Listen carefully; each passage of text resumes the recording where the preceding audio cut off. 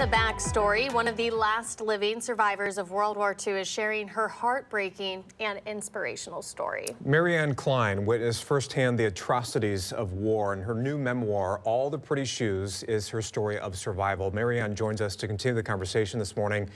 Marianne, appreciate your time this morning, and we know how difficult it must be to relive this time in your life, but certainly thank you for your vulnerability and sharing your story with us. How are you this morning?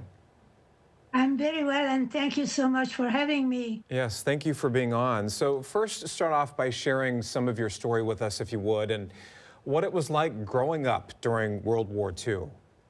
Yeah, well, it was pretty scary. I was 13 years old, 14 years old, and I was all alone because I lost my parents.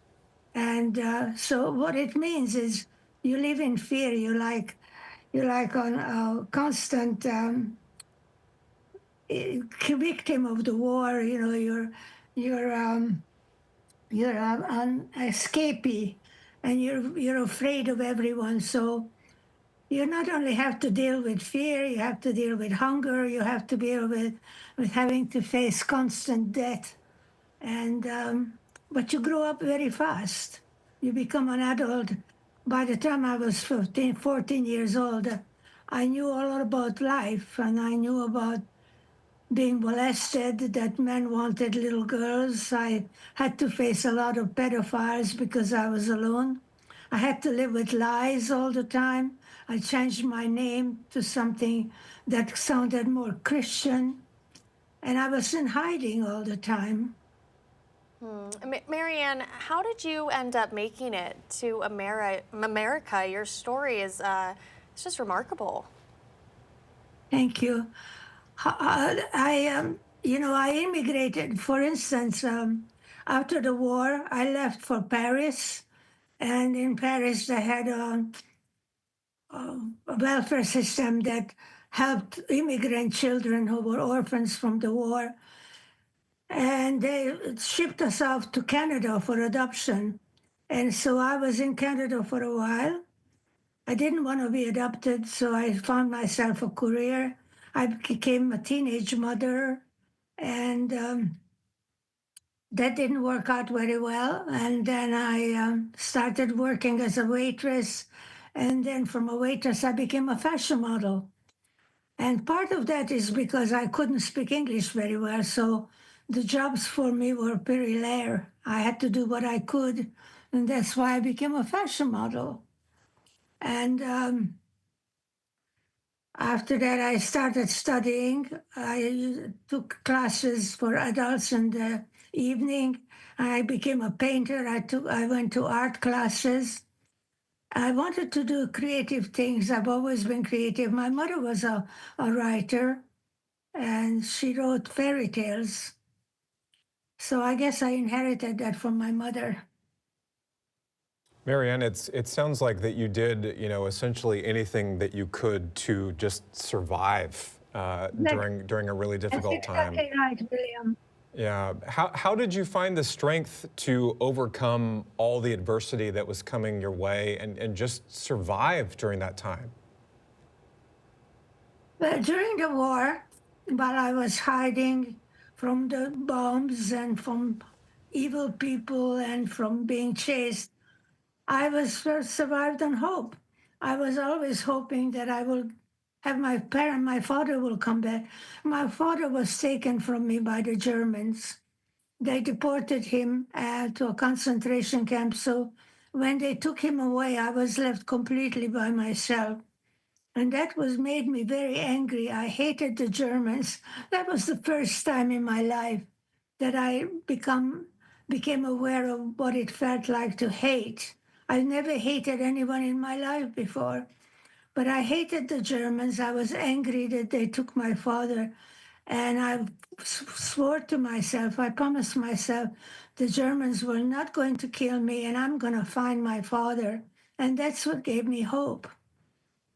Marianne, we understand that you wrote this book as a tribute to your longtime soulmate.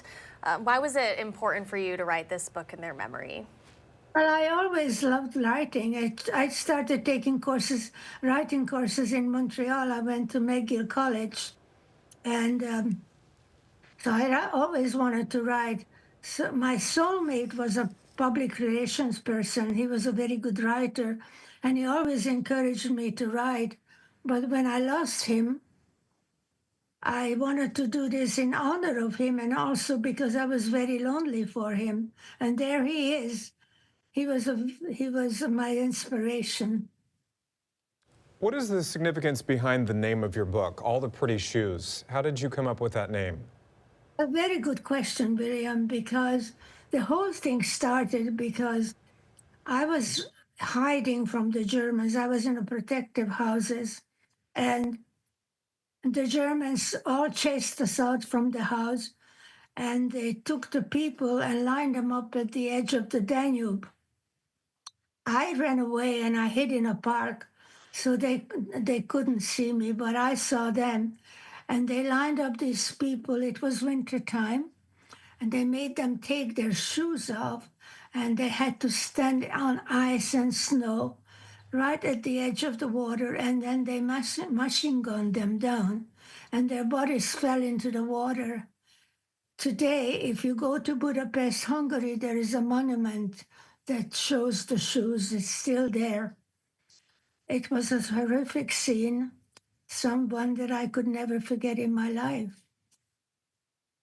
What do you, So that's why it's called All the Pretty Shoes. what do you hope people take away from reading the memoir and your story?